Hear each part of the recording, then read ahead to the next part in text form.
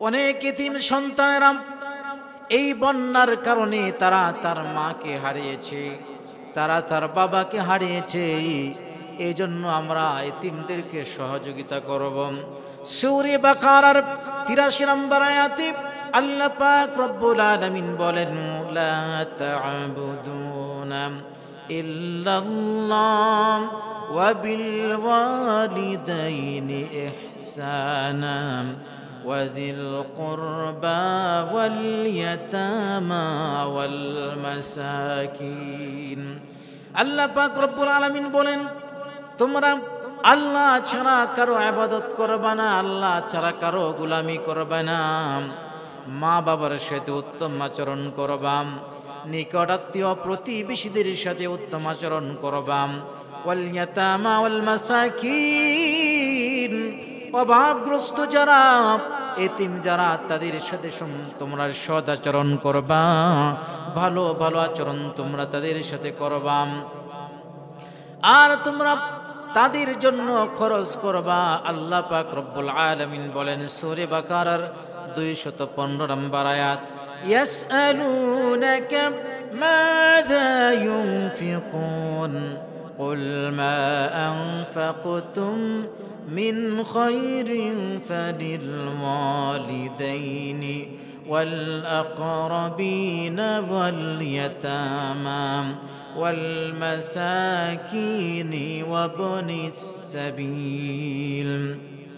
আল্লাহ পাক রব্বুল আলামিন বলেন, ও নবী, আলুনাকা মাযা ইউনফিকুন, কিভাবে আমরা খরচ করব সেই কথা বলেন।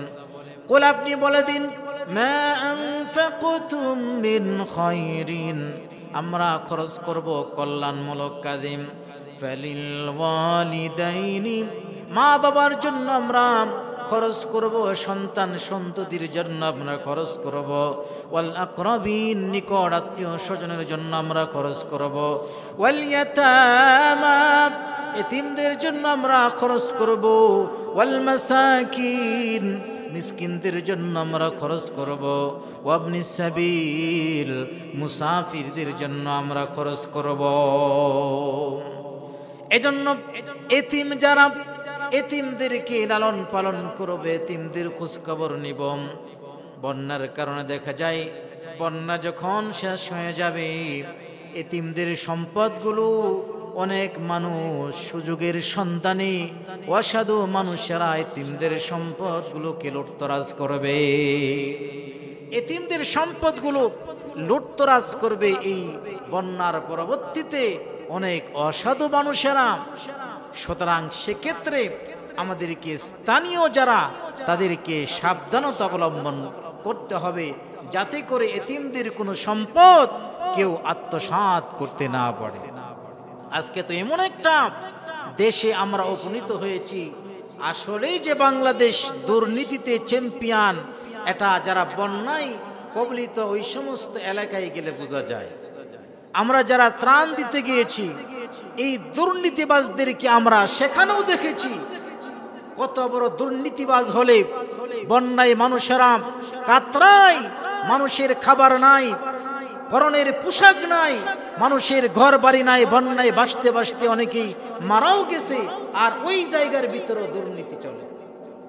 অনেকের মালগুলো আত্মসাৎ করে, এই ত্রাণের মালগুলোকে তারা আত্মসাৎ করে নিয়ে যায়। কেমন ধরনের বাংলাদেশ আমরা উপহার পেয়েছি। যতক্ষণ পর্যন্ত এই বাংলাদেশ কোরআন দ্বারাতে পরিচালিত না হবে, ততক্ষণ পর্যন্ত এই দুর্নীতিগুলো বন্ধ করা যাবে না, ঠিক কিনা বলেন? এই দুর্নীতি বন্ধ করতে হলে এই দুর্নীতি বন্ধ করার একমাত্র হাতিয়ার হলো কোরআন আর নবীজির হাদিস। এই কোরআন হাদিস যখন সমাজের ভিতরে বাস্তবায়ন করবে, চোরের হাত যখন কেটে দিবে, যখন দর্শকদেরকে মৃত্যু দণ্ড দেওয়া হবে, তখন এই দেশে আর খুন খারাপি হবে না, এই দেশে দর্শনের শিকার হবে না, এই দেশের মানুষেরা চুরিতে লিপ্ত হবে না।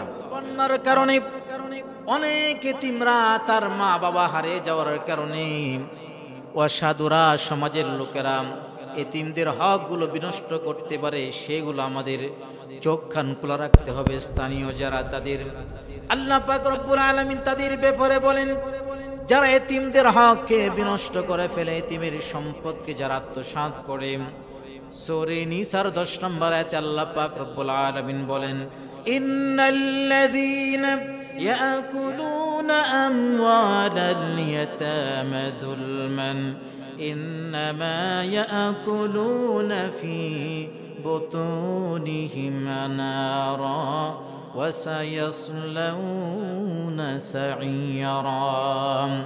আল্লাহ পাক রব্বুল আলামিন বলেন, নিশ্চয় যারা এতিমের সম্পদগুলোকে ভক্ষণ করে অন্যায়ভাবে, ইন্নামা ইয়াকুলুনা ফি বুতুনিহিম নারা, তারা যেন তাদের পেটের ভিতরে আগুন ঢুকায় ফেলল।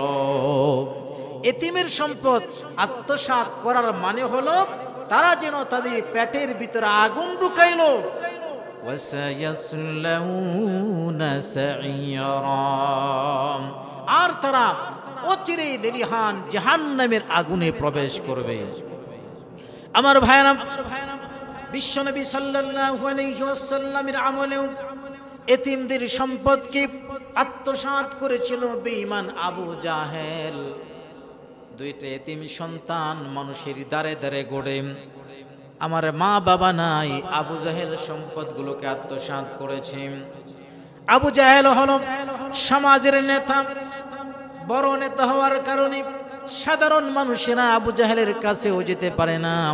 আবু জাহেলকে চোখ রাঙ্গায় ভিতরের কথা, আবু জাহেলের কাছেও যেতে পারে না। সমাজের বিভিন্ন লোকেরা এতিমদেরকে পরামর্শ দিল, আবু জাহেলের সামনে কেউ দাঁড়াইতে পারবে না, সুতরাং তুমি যদি নেই বিচার পেতে যাও জলদি করে চলে যাও, রাহমাতুল লিল আলামিন বিশ্ব নবীর দরবারে চলে যাও। তার কাছ ছাড়া এই সমাজের ভিতরে কারো কাছ থেকে তুমি তোমার প্রাপ্য, তুমি তোমার হক ফিরে পাবে না। তুমি যদি তোমাদের অধিকার ফিরে পেতে চাও তাহলে নবীজি দরবারে চলে যাও, তিনিই পারবেন আবু জাহেল থেকে তোমাদের সম্পদগুলোকে উদ্ধার করে দিতে। এতিম সন্তান বিশ্বনবী দরবারে চলে গেলেন আর বললেন, ইয়া রাসূলুল্লাহ, ইয়া হাবিবাল্লাহ, আমার মা বাবা নাই, আমাদের সম্পদগুলোকে আবু জাহেল আমাদের সম্পদগুলোকে আত্মসাৎ করেছে, কিছুদিন লালন পালন করেছে, এরপরে আমাদের সব সম্পদগুলোকে আত্মসাৎ করেছে, আমাদের সম্পদগুলোকে আপনি উদ্ধার করে দেন। রাহমাতুল লিল আলামিন সাহাবী কিরামদেরকে সাথে নিয়ে আবু জাহেলের কাছে চলে গেলেন। আবু জাহেলের কাছে গিয়া বলে, এতিমদের সম্পদ নাকি আপনার কাছে ফিরাইয়া দেন। আবু জাহেল বলে, মুহাম্মদ একটু অপেক্ষা করম, আমি ফিরিয়ে দিতেছি। গড়ের ভিতরে যাইয়া এতিমের সম্পদগুলোকে, হকগুলোকে ফিরাইয়া দিলাম। এবার পাতি নেতা যারা আছে, বড় নেতা যখন ধরাশয় হয়ে যায় তখন পাতি নেতারা আর কোথায় যাবে, এদিক সেদিক দৌড়াদৌড়ি করে। এখন পাতি নেতারা আইসা দৌড়াইয়া বসের কাছে বলে, বস সর্বনাশ, মুহাম্মদের কাছে আপনি সিলিন্ডার করে ফেলাইলেন, মুহাম্মদ বললো আর আপনি দিয়া দিলেন, কামরা করলেন কি? আবু জাহেল ডাক দিয়া বলে, আমার সাথী সঙ্গীরা শোনো, মুহাম্মদ বলেছে এই জন্যই দিয়েছি, বিষয়টা এমন না। মুহাম্মদ যখন আমার কাছে এসে বলল এতিমের হকগুলো, সম্পদগুলো দিয়ে দাও, তখন আমি লক্ষ্য করে দেখলাম অদ্ভুত একটা প্রাণী, যার এক পাশ হলো আকাশ আর এক পাশ হলো জমিনে, হা করে আমার দিকে তাকায় আছে আর বলতেছে, ভিন্ন কোনো জবাব দিবে তোকে খেয়ে ফেলবো, জলদি করে এতিমের হকগুলো দিয়ে দাও। ওই অদ্ভুত প্রাণীর ভয়ের কারণে আমি সম্পদগুলো দিয়েছি, মুহাম্মদের ভয়ে সম্পদগুলো দেই না। এজন্য এতিমদের সম্পদগুলোকে ভক্ষণ করা যাবে না, বরং এতিমদেরকে আমাদের সহযোগিতা করতে হবে, এতিমদেরকে আমাদের লালন পালন করতে হবে। এতিমদেরকে যদি আমরা লালন পালন করি, আমরা পুরস্কার হিসাবে কি পাবো? সহিহ বুখারীর বর্ণনা 5304 নম্বর হাদিসের বর্ণনা। আল্লাহর নবী সাল্লাল্লাহু আলাইহি ওয়াসাল্লাম বলেন, আনা ওয়া কাফিরুল ইয়াতীমি ফিল জান্নাতি হাকাযা ওয়া আশারা বিস সাবাবাতি ওয়াল বুসতা ওয়া ফাররাজা বাইনাহুমা শাইআম। আল্লাহ নবী সাল্লাল্লাহু আলাইহি ওয়াসাল্লাম এতিমদেরকে যারা সহযোগিতা করবে, এতিমদেরকে যারা লালন পালন করবে, তাদের ব্যাপারে নবীজি সাল্লাল্লাহু আলাইহি সাল্লাম বলেন, নবীজি তার হাতের আঙ্গুলের তর্জনী এবং মধ্যম আঙ্গুল দিয়া নবীজি ইশারা করে বুঝায় দিলেন, যারা এতিমদেরকে লালন পালন করবে আমি এবং তারা পাশাপাশি জান্নাতে বসবাস করব। সুবহানাল্লাহ। আমি নবীর সাথে তারা জান্নাতে বসবাস করবে যারা এতিমদেরকে লালন পালন করবে। মুসনাদে হামাদির বর্ণনা 1905 নম্বর হাদিসের বর্ণনা, قال النبي صلى الله عليه وسلم من ضم يتيما بين أبويه مسلمين إلى طعامه وشرابه حتى يستغني عنه وجبت له الجنة। নবীজি সাল্লাল্লাহু আলাইহি সাল্লাম বলেন, যারা এতিমদেরকে, মুসলমান এতিমদেরকে খাবার পানীয় দিবে এবং তারা স্বয়ং সম্পূর্ণ হওয়া পর্যন্ত, স্বাবলম্বী হওয়া পর্যন্ত যারা তাদেরকে লালন পালন করবে, খাবার পানাহার করাবে, নবীজি সাল্লাল্লাহু আলাইহি ওয়াসাল্লাম বলেন, ওই সমস্ত লালন পালনকারীদের জন্য আল্লাহ পাক রব্বুল আলামিন জান্নাত ওয়াজিব করে দেন। সুবহানাল্লাহ। এতিমদেরকে লালন পালনকারীদের জন্য আল্লাহ পাক রব্বুল আলামিন জান্নাতকে ওয়াজিব করে দেন। তাহলে আমরা এই বন্যার কারণে যে সমস্ত এতিমরা কষ্টে নিমজ্জিত, তাদেরকে আমরা সহযোগিতা করব।